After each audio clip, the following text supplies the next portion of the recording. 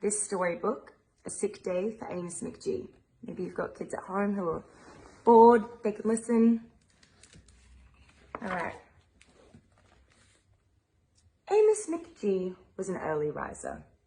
Every morning when the alarm clock changed, he swung his legs out of bed and swapped his pajamas for a fresh pressed uniform. He would wind his watch and set a pot of water to boil, saying to the sugar bowl, "A spoonful for my oatmeal, please, and 2 for my teacup." Belly full and ready for the workday, he'd amble out the door. Every day, Amos waited for the number 5 bus. "Next stop, City Zoo," the bus driver would call.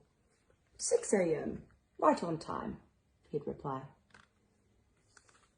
Amos had a lot to do at the zoo, but he always made time to visit his good friends.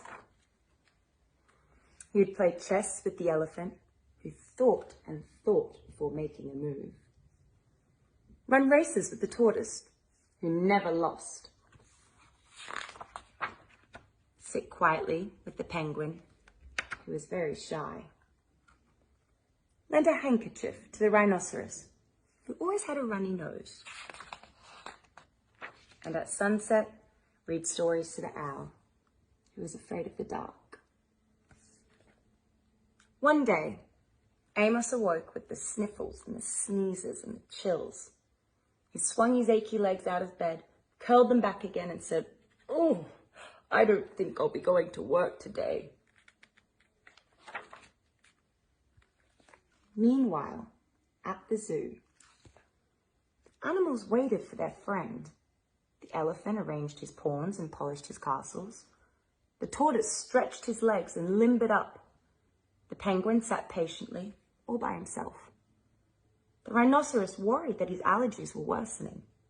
The owl perched atop a tall stack of storybooks, scratching his head with concern. Where is Amos? The animals wondered.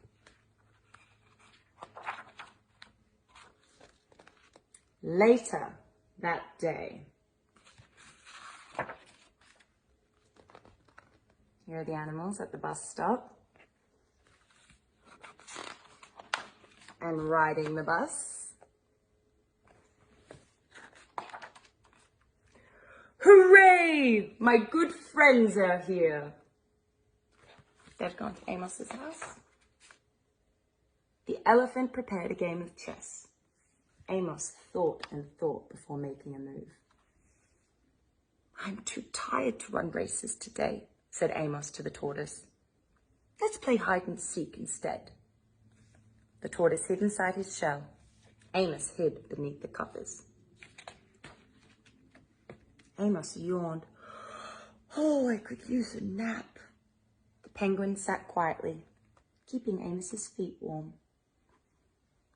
Achoo! Amos awoke with a sneeze. The rhinoceros was ready with a handkerchief. "I'm beginning to feel much better, thank you," said Amos to his friends. He swung his legs out of bed. "Perhaps we'll share a pot of tea."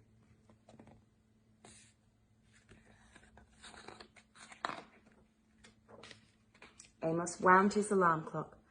"It's getting late," he said. "After all, we have a morning bus to catch." So Amos said goodnight to the elephant, and goodnight to the tortoise, and goodnight to the penguin, and goodnight to the rhinoceros, and goodnight to the owl, who, knowing that Amos was afraid of the dark, read a story aloud before turning out the light.